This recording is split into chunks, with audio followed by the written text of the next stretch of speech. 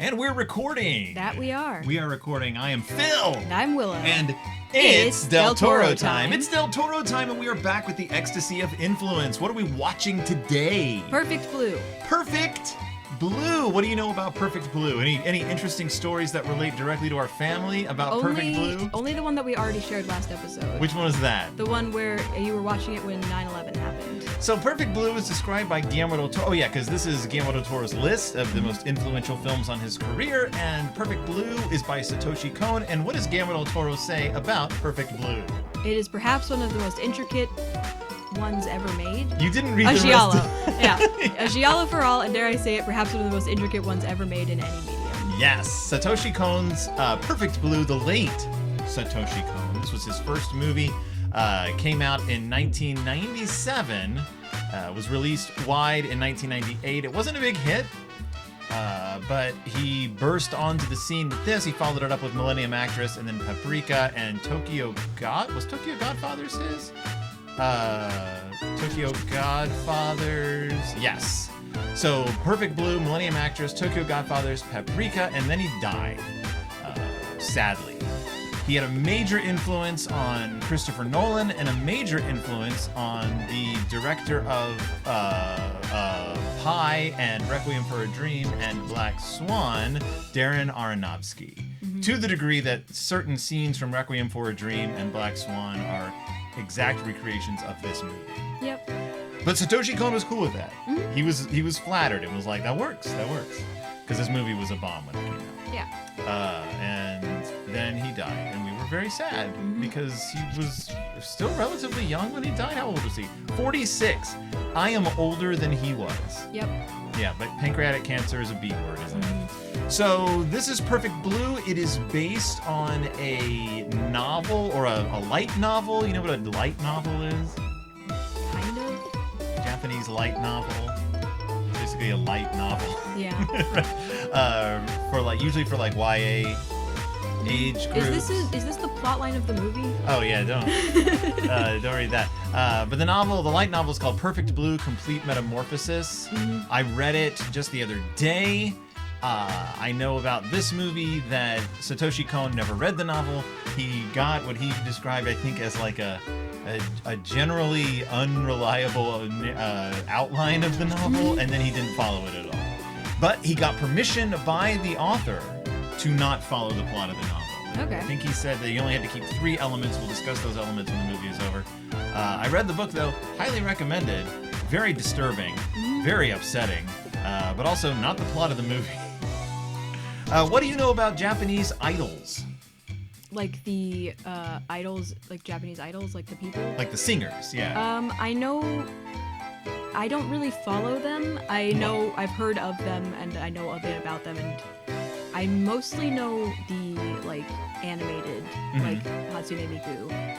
Yeah. Yeah, like that sort of thing, with the fun, songs and dancing. Right. And they have a cult following, and then people get really weird and creepy about it, and everything falls apart. That's literally the history of Japanese idols. Yep. Influenced by a very specific French film. I have it right here.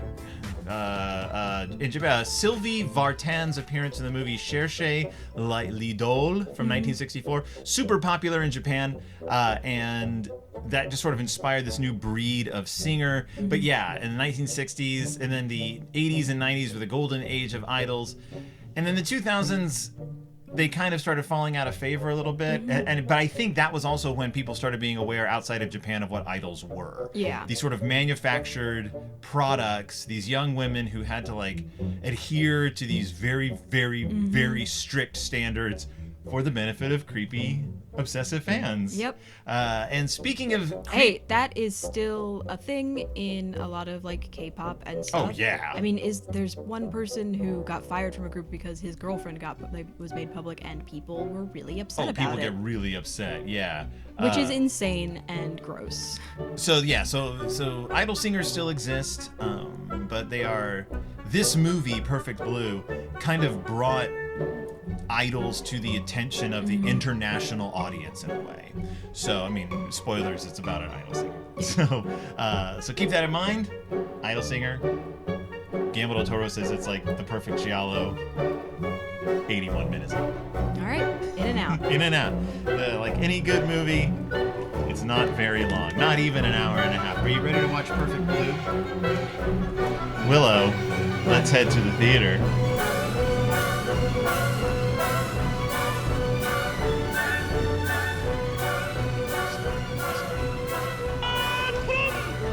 Power Rangers.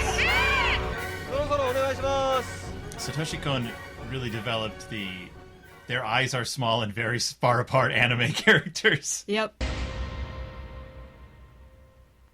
How much secondhand embarrassment is going to be in this movie? I don't think any. Good. It's a psychological thriller. How much secondhand embarrassment is usually in a Giallo film? I don't know. It's all cringe comedy. That would be really upsetting. Just keep repeating to yourself, it's just a cartoon, and cartoons are for babies.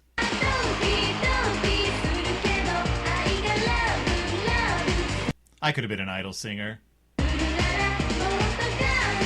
Hello. Hello, friend. What is happening? You know what's a good name for a band? What? Cham. Yeah. Why is that there? What? Did you not see the creepy baby? Oh, the Cupid doll? Yeah. I thought you meant the upskirt panty shot. There was there one? She's laying on the bed. I was like, right ever. ちょっと待って、お風呂のお湯が5分したらかけて。 It's your bath alarm. What? Yeah. Does it have an alarm when it gets too full? I guess. That's cool. Japan really is living in the 25th century or whatever. Yeah. saying A is. fax? She's a fax machine in her house. She's still living in the 20th century. Guess you shouldn't have given out your fax number to everyone who asked. Yeah. これインターネットのホームページだよ。ああ、最近流行ってるあれ。何なのそれ。Oh, 1997. 犯人がどうして被害者の皮を Oh, 剥ぐのか。 jeez. Uh-oh. Some criminal mind stuff going on. そういうのに Some actual criminal mind stuff going on. They're just filming Criminal Minds.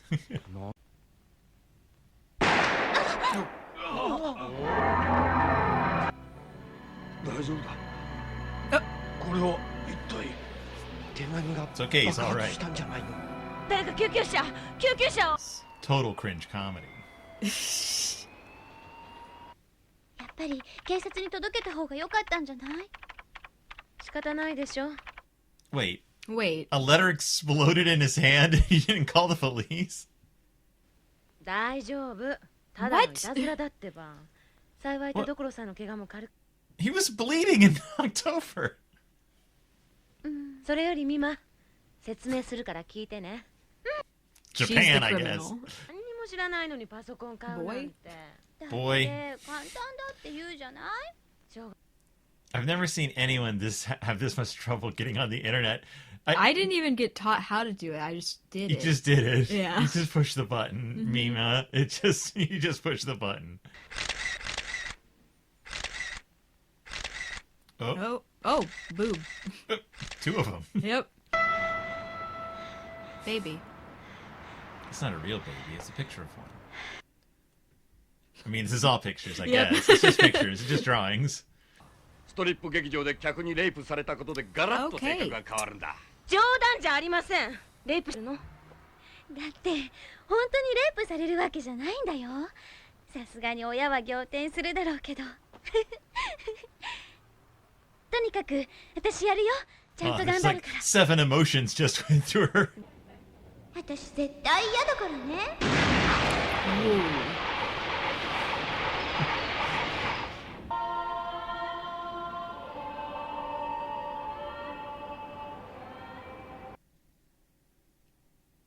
Hallucinations. Ghosts. I wonder what's causing that. A little dissociation, perhaps? Yeah. Oh, the screenwriter's about to die. That's not good. And he's about to do some screenwriting. Well, I think he's dead. Like, I don't think the killer is going to be the Creepy guy? creepy guy, because I think he's the one writing the blog, but I think the creepy guy, the killer is the one who's reading the blog, thinking it's her.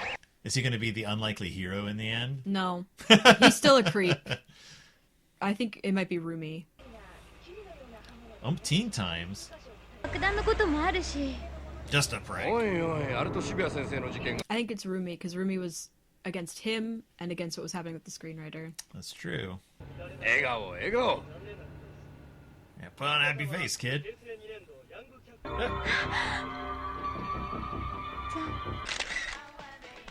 Whoa, いや What? そう his face. ちょっと聞かせて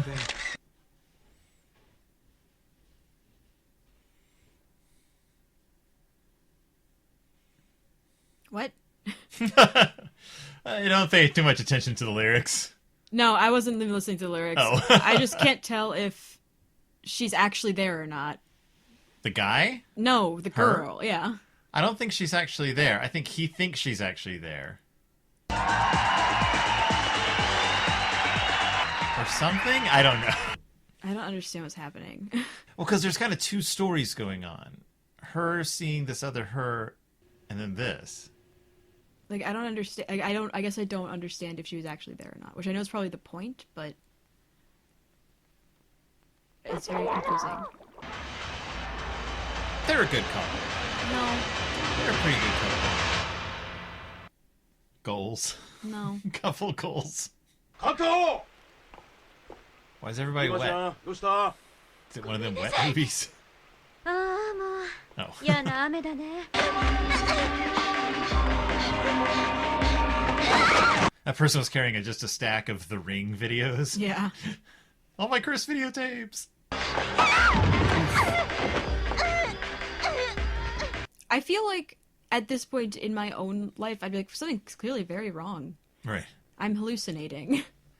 I'd be like, okay, well, have a good time. Do your thing. I'm gonna keep acting and doing my photo shoots. Oh, Oh. well. Yikes.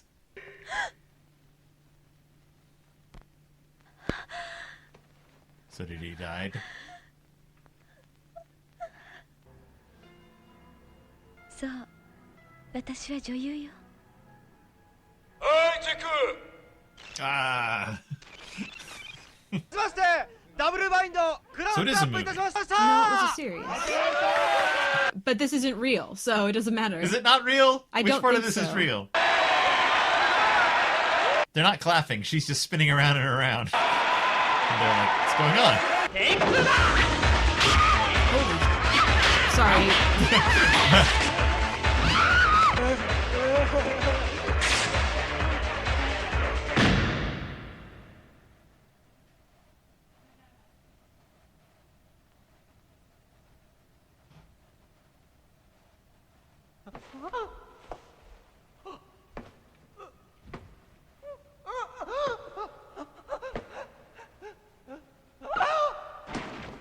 How'd that kill him?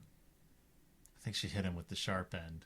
Ah, Also, I don't think there was much holding his brain together in the first place. no. Also, this may not be real. Oh, yeah. Like, this may not be real. I think the scenes that she's not in are real. Like, I think the scene where... Like, this is real? Yeah, Oh, okay. Well. he's Yeah. not there. But he could have not. Well, there's no blood. But she's still in shambles.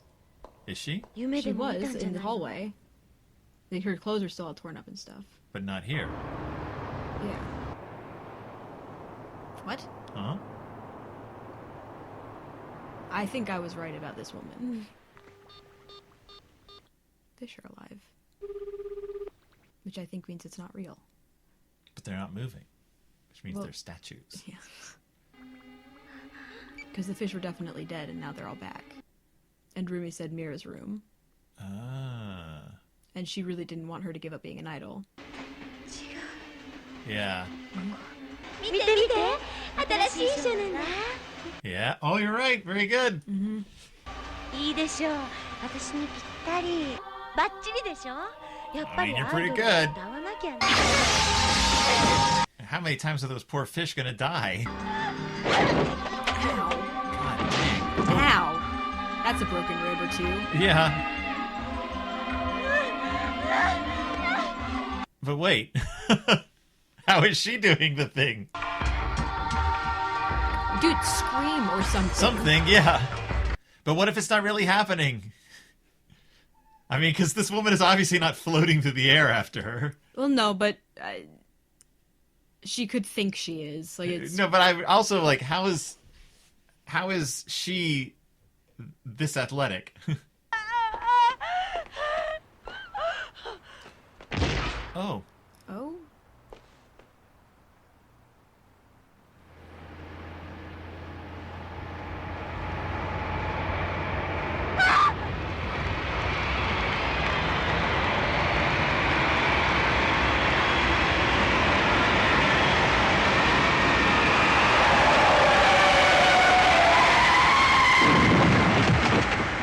Everybody all right?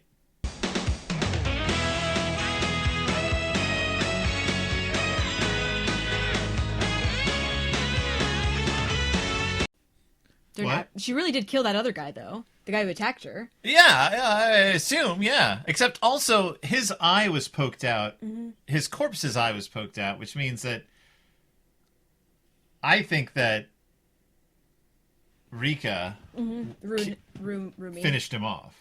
Rumi, Rika. They're not the same person. Let's talk about the movie we just watched. Is there an after credit scene? Yeah, she has to join forces with those Power Rangers we saw at the beginning. You didn't have to clap your hands with me. But we're back. We are. We just watched Perfect Blue. You finally finished the movie. I finally finished the movie after 23 years. I finally finished watching Perfect Blue. Thank you, 9/11, for not getting in the way again. This was your second time through it, though, because you were very small when you were, in a way, watching it 6 days old. How do you feel now? It's a good movie. This is a very good movie. Satoshi Kon's Perfect Blue, his first feature film, somewhat inspired by Perfect Blue, the novel, but not really. Mm-hmm. Some of the same characters I was pleased to see. The main character was essentially kind of the same person. Mm-hmm. Rumi was her best friend and personal assistant in the novel, but was also her age and had auditioned to be an idol but didn't quite make it. But also Rumi in the novel just ends up being like almost a victim but also saving the day. Like she's not, none of this stuff happens. Yeah. The novel is pretty much about an idol singer who's not becoming an actress. She's moving on to like more adult music. And so she's becoming a little flashier, a little more sexy. And there's a stalker who starts writing threatening letters and saying, you can't change, don't change, you're ruining it. But then it becomes this whole thing about like, there's an actress named, I want to say it's Eri Ochiai. I don't know how you say the name. The same name as the actress who was in this movie, but who's another idol singer who's secretly like sleeps with people to get them to do what she wants and write negative articles about other idols, and the killer ends up like kidnapping her and cutting off of her face because he wants to wear the skin of an idol, and like his whole goal is to like kidnap an idol and strip all their skin off so that he can wear their skin. It's a whole thing. So it's the plot line of the TV show that was happening. Basically, yes. There was echoes in the show that she was in, but none of the whole like what is real, what is not. None of that. She's just stalked by a stalker. I think this is one of those movies that you finish watching it and then you have to go back and watch it again. You have to go back and watch it because looking again. back at some of the stuff that was going on, like when we saw the fish were dead and then we saw the fish were alive in that same sort of like cut, I think what happened was the real Mina was with the dead fish, and then it cut to Rumi thinking she was Mima with the living fish. Like I think there's a lot of flashes of Rumi actually being Rumi and not Mima that are interspersed. Like when they were in the when Mima was in the car with Tadokoro Tadokoro, and she ran out of the car to go chase after the like hallucination. I think that was actually Rumi. You think? Okay, so some of the... Okay, well, let's go back. Yep. Let's walk it back, because this, as you said, is a movie that benefits from multiple viewings. Yep. And is a bit of a puzzle. It's like a real Rubik's Yep. race, a real Rubik's pyramid, because things happen and then they unhappen and then they happen again. Yep. And then they unhappen. There's doubles and triples of people and flashbacks and flash forwards and flash sidewayses. And in the end, I think it all pretty much makes sense. Yeah.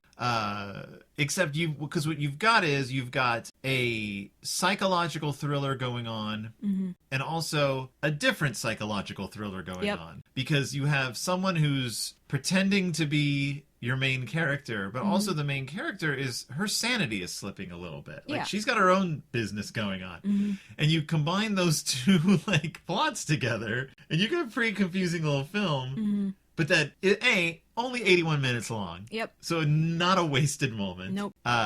Pretty brutal. Pretty explicit. Yep. And not for kids. Not a kids movie. No. On a scale of My Neighbor Totoro to this is further on this end. If the scale is My Neighbor Totoro and this, then of course it's further on this end. This is this. Yeah. Totoro's over here. Yep. Yes, and not on My Neighbor Totoro. Cartoons, not just for kids anymore. Not just for kids. Never just been for kids. Not just for kids. This is a. So what's our basic plot here? Basic plot. Mima is a former Japanese idol. She was part of a girls group called Sham. I'm so glad we switched from the dub to the sub. Right, we started off with the dub, and I don't know, the dub was pretty good, but you really want to hear this music. Yeah, in Japanese. In Japanese. And she's leaving the group because it's hard to tell if she wants to be an actor or if they're just not making money off of the group anymore. So they're like, you should do acting. Yeah. And she joins up with a TV show, and her agency is pushing the TV show to include her more. And as time goes on, her shows get more and more. Like there's a rape scene in the show, and that's when things start kind of falling apart. Right. So there's it's a pretty brutal rape scene. Yeah. And they bring up that Jodie Foster did this for, oh God, I can't even remember the name of the movie anymore. But Jodie Foster did a rape drama that got her first Oscar. It got her all this attention. She had been a child actor up until then. I mean, she had done some pretty serious stuff, and I like that they brought that in. They're like, this is a Did it career... horrifically traumatize Jodie Foster as well? I mean, she was already horrifically traumatized from her life as a child actor, but you have this scene being filmed. And I do appreciate that the actor who's on top of her, they don't position him as a villain. He apologizes to her for how horrible the scene is to do. So you get this like nice remove. You're like, okay, this is a real scene. Yeah. But yeah, then it just her life starts spiraling out of control. There's a couple of moments, like reading back we're looking at the plot right now on Wikipedia. When Mima finds the evidence in her closet of the murder, I'm not entirely sure it's Mima still. Right. Because it was in the bedroom, and I want to go back and watch it again to see if I can tell what the bedroom looked like, because I didn't pay attention to the posters or to anything on the walls, because there's two bedrooms. Okay. Well, so she gets cast in this show where she's doing nudity, she's doing sexual assault. She also appears in a photography spread. Yeah. That you said was doctored. I think it was, because we saw the original photo shoot, and the picture, there's scenes, poses that she does in fully clothed that appeared in that magazine where she was naked. Fully nude. Yeah. But regardless, what happens is people start dying. The screenwriter, the photographer, they get brutally murdered. And she also has a stalker. Someone sends her a letter bomb that explodes in her manager's hands. It's okay though. It's just a prank. Yep. People start dying, and there's a stalker you see who's already attacked some people who were harassing her in her final performance. And also a website has appeared that is her diary. Yep. But it's not hers. But it knows intimate things about her. Yeah. So on top of all this, the plot of the movie she's in is about a woman who, it's not a movie. It's or a TV show. Yeah. It's a Criminal Minds-esque show. Yeah, it's a crime drama about, I think the main characters are a detective and a psychologist. Yeah. And they're trying to solve a murder of a guy who peels women's skin off. And her character is the sister of one of the victims. Right. Who gets raped at a strip club and develops dissociative identity disorder, and then it ends up her being her as the killer. Right. Yeah. And so they discuss this in the course of the movie at times when you're not sure if... It does a really good job at... Because she's in a movie, or a TV show, sorry. Yeah. Because she's in a TV show, it will cut back and forth between her filming and her in life, and the editing is so disorienting that there are times when you're not sure if you're seeing real life or if you're seeing her performance. Yeah, there's a scene during one of the takes where it switches suddenly to her being just actually the killer and her having developed this persona of Mina. Or Mima, I keep saying Mina. Mima instead, but I think that was fake. Like, I don't think that was real. Right. Because based on how the rest of the movie played out. What does it say about, like, because it doesn't say anything about that scene in the plot thing. Which scene? The scene where she's recording, but it's framed as if the detective and the psychologist are actually real detective and psychologist. Right. And they're interviewing this woman who thinks she's in a TV show. Yes. And then it shows it again, but she's a woman who thinks she's a model. Yeah, and that's her character. Right. What was your question about it? It's really unclear whether or not that's real. Like, which one is real? I think the acting is the real one. I think she was just having some issues. Yeah, so one thing that Satoshi Kon does is not give you any obvious indication as to whether something's in her head or not. Yeah. There's a scene where they're filming outside. At one point it's raining. In one version of the scene they're filming outside, it's not raining. She keeps seeing hallucinations of her stalker, but there's multiple times when she wakes up repeatedly. You think she's waking up from a dream. Then she wakes up again in the middle of that, and then she wakes up again, but then, like, it flashes back and she relives a scene. But then you find out so throughout this whole thing, you were convinced that her personal assistant, her manager, part of friend, her management team, friend, roomie, but not her roomie. Not her roomie. You were like, I think she's the killer. I think this is really her. I think this is her. And spoilers, lo and behold, it does end up being Rumi, but not Rumi, because Rumi also thinks she's Mima. Yep. But also Mima sees Rumi as Mima. I don't think she does. I think that's just the audience seeing that. Do you? I mean... I think that I don't think Mima sees her that way. I think it's just meant to represent when Rumi switches between personas. But there are times when Mima sees this ghostly Mima and is startled because she thinks it's her. Yeah. So I don't know. Who is that? I think Mima is actually experiencing psychosis. Yes. I think I think there's actual real trauma that she's dealt with as part of everything that's gone on. And I think that she reading this Mima's room blog, because there's the blog, is causing her a lot of stress, and she's being stalked. There's a lot of stress there. Like, I think she's actually experiencing real hallucinations and PTSD, which is then made worse by everything else that's happening. Yeah. So that's what I was saying before. You have a person who's experiencing hallucinations, trauma, PTSD, and another character who's also experiencing hallucinations or has a dissociative identity disorder and believes she is the character who is also hallucinating. You put them together, man. Can they get along in the city? I don't think so. This is this movie has brutal murders. It has a rooftop chase at the end that just is dynamite. Yeah. Fisticuffs, people getting hit by cars, someone getting stabbed with an umbrella, someone getting stabbed in the eye, someone accidentally... She didn't kill the guy. She knocked him out. That's right. Okay. Yeah. So, yes, she Mima ends up being attacked at the end by her stalker, who goes by the name Me-Mania. Because Rumi has been emailing him pretending to be Mina. Yes. Mima. Gosh, I keep saying Mina. Mima, and she's told him to kill and stuff. Yes. But Mima puts up quite a fight, and even though she gets stabbed, even though she gets she doesn't get stabbed by him. She does. He does? He has the... he stabs her in the shoulder. That's right. He's going to kill her. He's going to sexually assault her. And then in the midst of all this, she manages to grab a hammer, hit him in the side of the head, knock him out. Yeah, because the hammer just looks like it was blunt on both ends. I was like, how did that kill him? And then he ends up getting killed by Rumi. Rumi for failing to kill her. Right. We see his corpse. She also kills her manager. Yep. She kills the photographer she's killed. We've seen the murderer once. We just know it's a woman in a cap and a jacket. And when you see her up close, it looks like Mima. But of course, as you said, that is simply because we're seeing the action through Rumi's own eyes.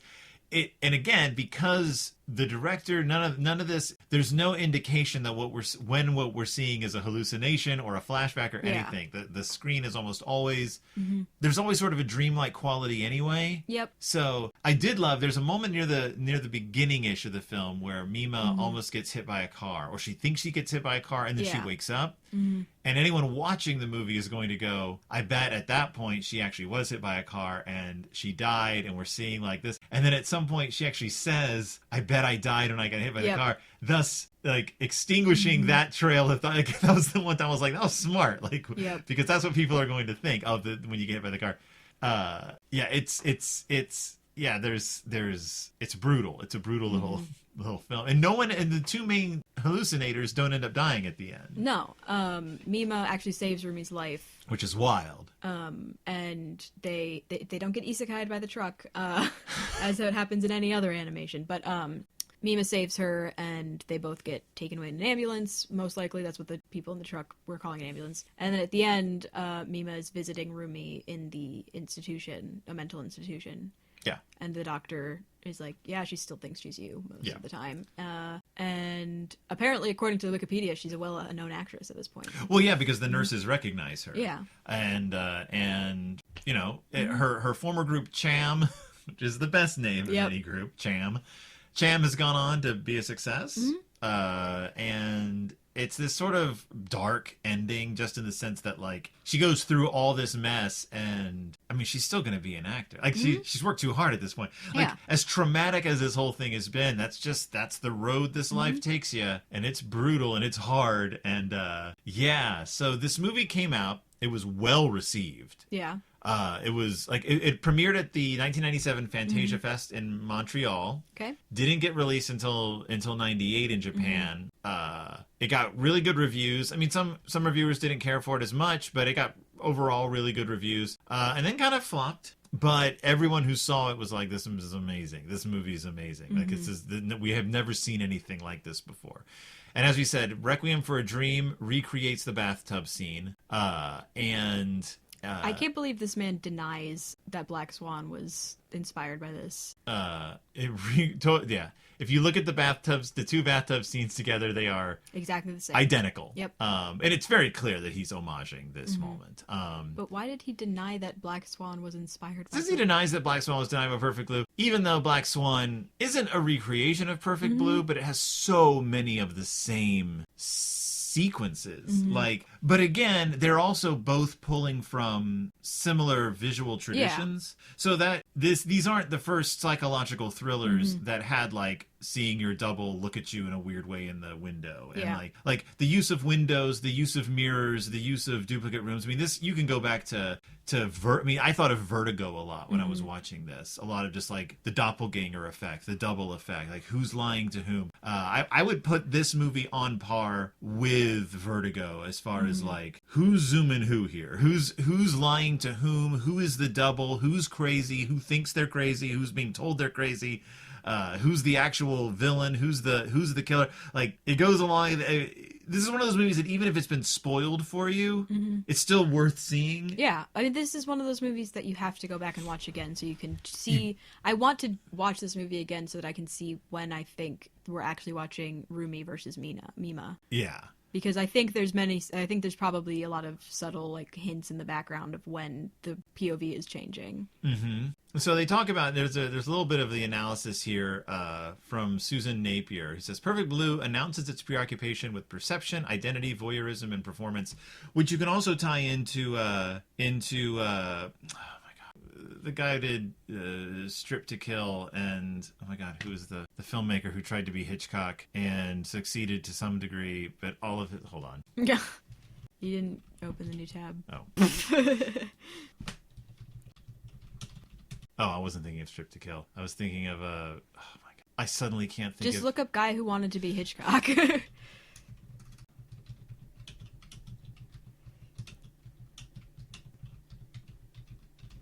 Brian De Palma. Even though I didn't see it, Brian De Palma. Okay. So what was I saying? Something about Brian De Palma. Brian De Palma. Tying it in voyeurism. Yeah. So he says, Perfect Blue announces its preoccupation with perception, identity, voyeurism, and performance, which Brian De Palma explored all this, like in the late 70s and the early 80s. Like that was what he was doing. The notion of like, you're always being seen, you're always on camera, you're always being perceived in some way, especially in relation to the female, right from its opening sequence. But then she says, Mima's madness results from her own subjectivity and attacks on her identity. The ties to Alfred Hitchcock's work are broken with the murder of her male controllers.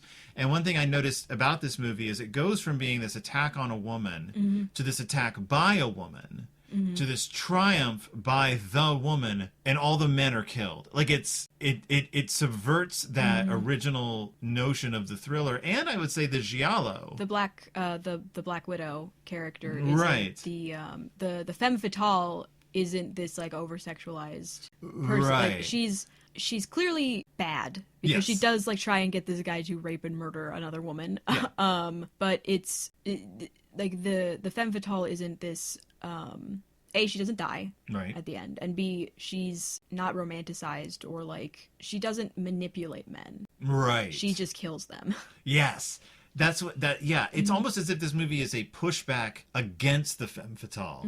Like, there is no femme fatale because the use of sexuality in this movie is seen as something that happens to women, is forced on women by the men who all die.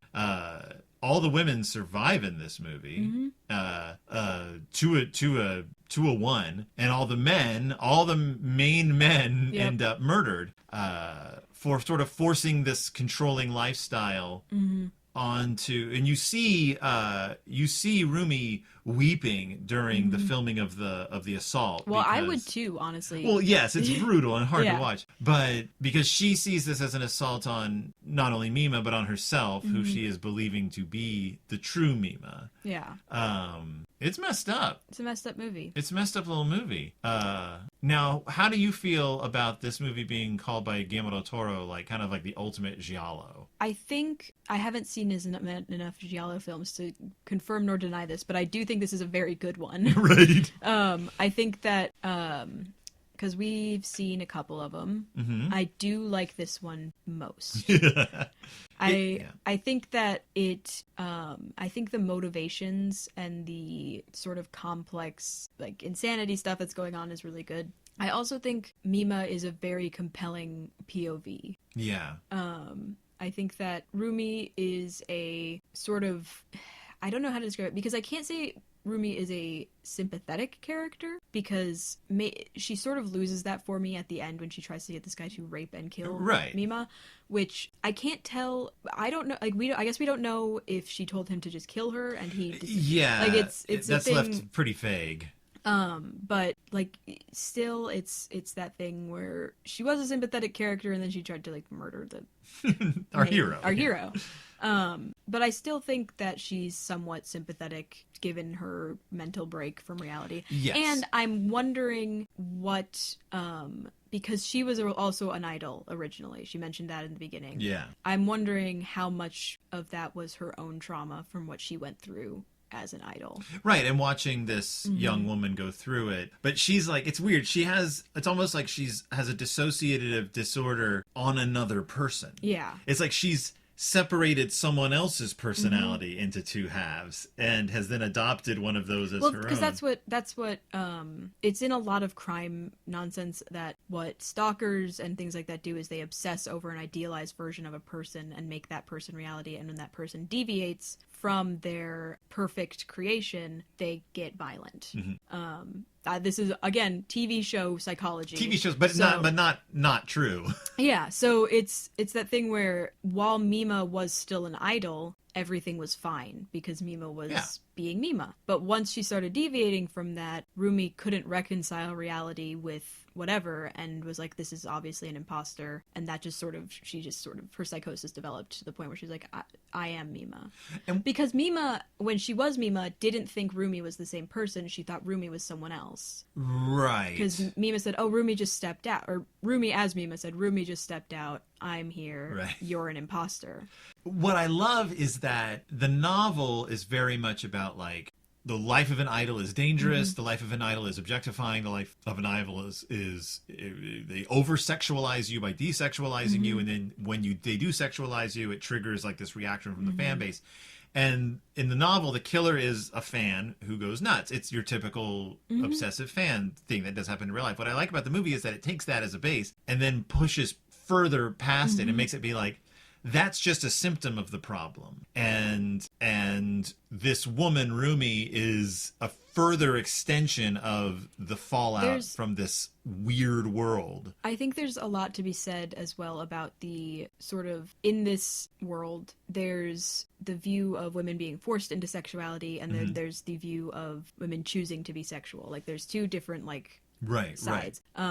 Because, and both of them, when... like both sides of this, Rumi and Takata, I can't remember his name, the other manager, you can read it both as Rumi taking away Mima's agency over herself and him taking away Mima's agency over herself by either forcing her into being sexualized or by forcing her into not being sexualized. Right. Like, Mima is making choices. She is. Are they good choices? Meh. But they're her choices. And it's that sort of thing where, like, can we...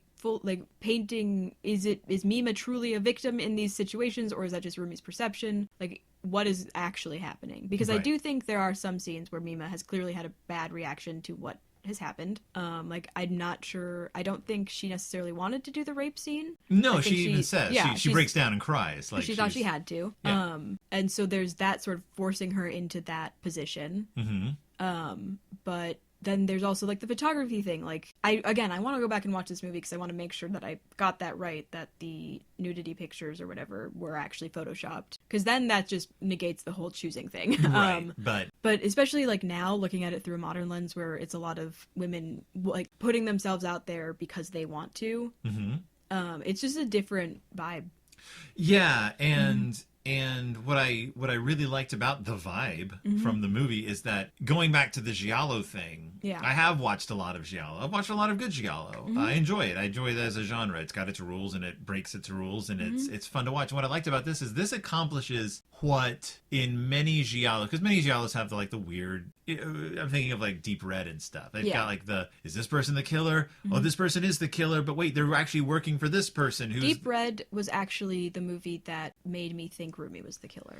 So what I like about this is in giallo, the psychological reasoning, the revelations, all that is frequently shocking, but also comes across as kind of funny or goofy a little bit in giallo. Like there's a campy quality to it. Yeah. And you kind of laugh along with the disturbing revelations, and you're kind of like, oh my goodness. This, because it's animated, so there's this consistency of image, this consistency of vision. Everything looks a little weird and off anyway, but because the animator has complete control over the appearance of our characters, there's not like, I watched a giallo where in the end you find out that like this person was actually this person all along. Oh, when we watched the Sorcerer movie the other day, and you're like, wait, that was actually this guy the whole time. Like, because there's none of the makeup that's needed, there's none of the hiding the faces that's needed, there's none of the disguising the voices that's needed. It's very smooth and it just flows, and you just sort of trust what's in front of you the whole time. You're not looking at for the seams, or you're not looking around the corners all the time, because it's animation. So you're given the final product. And with animation as well, you don't have special effects like funky bat puppets. There's no bat puppets. Or fake blood or anything like that. And you don't have, I would say that animation can push things a lot farther than actual like film can. Yes. Just because with film you have to worry about people's safety. Yeah. But with animation, especially when they were filming that like rape scene, that was you didn't have to worry about having an actress actually being McMahon-handled. Right. You could make this movie in live action. I don't think you should, though. You could, but I mean, it's physically possible to make this movie in live action. There's certainly been, every 30 minutes my camera does this thing. It's a flaw in the camera. It's a thing. I've looked it up. You could make this movie in live action. It would be expensive because of just the weird, like, especially at the end, like the weird rooftop chase scene with the special effects. In order to make it not look silly, you would need a master filmmaker to make it not goofy. You need a master filmmaker, and you would need a lot of safety. Yeah. But even if all that was taken care of, you would have to work almost 10 times as hard. Yeah. To pull off what they were able to pull off in this anime.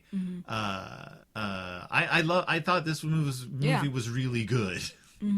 I can see, watching it, I can see where Del Toro was like, especially when you think of like his Nightmare Alley and stuff like that, like just him with like the psychosexual weirdness, just there it is for you. And I never felt like the main character was being exploited for the sake of the audience. Like it got pretty graphic with her at times, but I felt like because it was animation, I felt like the whole thing was in her head, like we were seeing through her eyes. So when you saw her naked, it was like you felt like the only time that it feels exploitive is when it's supposed to. When it's supposed to feel exploitive, but like. I felt like because I was inside her mind the whole time. When she felt exposed, I felt exposed. This feels like a movie that somebody would do poorly and add a main character who's a male. Yeah, well, if it was a giallo. Yeah, I think that's why it worked. I think a lot of giallo films, for me at least, always feel a bit funky just because we're not experiencing any of the victims. Like there's, I can't remember what movie it was, but it was the movie with the bathtub that boiled someone alive. This is Deep Red. Deep Red, okay. That we followed a woman for that one, didn't we? Well, the main character is a man and a woman. Yeah. And that was the movie that like broke the boundaries by having like a competent woman as one of the leads. Yeah, so it wasn't Deep Red that made me think of that Rumi was the killer. What is the Italian film that we watched? It was Deep Red. Was it Deep Red? But was that the one where the mother ends up, okay, yeah. It's a long movie with a lot of plot. Yeah, for some reason I thought those two movies were different, but nope. I don't know. It just worked. It worked well. It worked well. I couldn't remember what my point was going to be. So 81 minutes. Also, less than an hour and a half. Just bam, bam, in and out. Also, great songs. Yeah. The good band, soundtrack. Yeah, Cham was great. I really enjoyed it. There's a great Power Rangers parody at the beginning. You get to see some Super Sentai characters doing their thing. That's fun. Yeah, a great just encapsulation of Japan in the late 90s, sort of coming off their ride. I was reading about the history of idol singers, and the popularity of idol singers waxes and wanes with with their economy. Yep. Like the better the economy is, the more popular idol singers are because people can spend more money being fans. But once you can't spend the money as a fan, it all goes away. Because I think that works with a lot of different like celebrity things, because once you're in dire straits and you see this person living like with cash to spend, you're like, I don't like this person anymore. Yeah, I want to turn against this person. Yeah. So Satoshi Kon does this movie. It doesn't do that great. He follows it up a few years later with Millennium Actress, which does a lot better and gets a lot of attention. And then Tokyo Godfathers just put him over the top. Tokyo Godfathers was just a phenomenal film. And then he did Paprika, and then he sadly passed, as we said. But this movie has a great legacy. People love it. He did 3 of JoJo's Bizarre Adventure. He did direct 3 episodes of JoJo's. Also storyboard artist and animator. Yeah, if you're interested, I believe he wrote an autobiography, or at least he has published journals. His life was just basically like, guy wanted to be an artist, got into art school, got into being he was assistant to, I believe, the guy who did Akira as a manga artist, and that led him into animation, and then he got the opportunity to direct his own thing, and the rest, and now he's just a few movies, but he's 4 motion pictures, and he's considered one of the masters of Japanese animation. So that was Perfect Blue. It was perfect. It was Perfect Blue. Oh, and when asked about the title, of course, he's like, people have had. What were the 3 things that he had to keep in the movie? Oh, the 3 things he had to keep in the movie, right? Were, I believe it was, oh my gosh, believe it was an idol. Mm-hmm. It had to be about an idol. Hold on, I have it right here. He did JoJo's Bizarre Adventure. He hadn't read the original novel. He only read the script for the film, which was set. So there was a script that was optioned. The script came out, and he talked to the original novelist. Was like, "Can I change all this?" He's like, "You have to keep." I think it's you have to keep that they're an idol, that it's horror, and that there's a stalker. I think. I think that's it. I think those were like the three things. Everything else was added. Yeah, and he took from a lot of different. He had a lot of his own influences and made this movie. Yeah. That's it. Perfect Blue. Hey, this isn't the end of our movie watching. No. What's our next movie? You don't know. You don't know it. Well, let's find out. It is. The next movie on the Ecstasy of Influence is. What is this? Oh, The Prince of Egypt! Yes! 1998's The Prince of Egypt. I haven't actually seen this movie, but I've heard a lot of its music. Another animated film, but kind of the opposite of Perfect Blue. Also considered a really great animated film, though. I saw Prince of Egypt, I think in the theater? I can't remember. It's been a long time. But we're getting to some religious drama. We're getting a little Bible story. We're moving away from ultra-violence and into... Ultra-violence. Well, yes, but we don't actually see any of it. Sort of family. I guess we do have the death of the firstborn coming up, but we're getting a Passover story. The Prince of Egypt, Val Kilmer. Musical. Is Moses. Steve Martin's in it. We're gonna have to...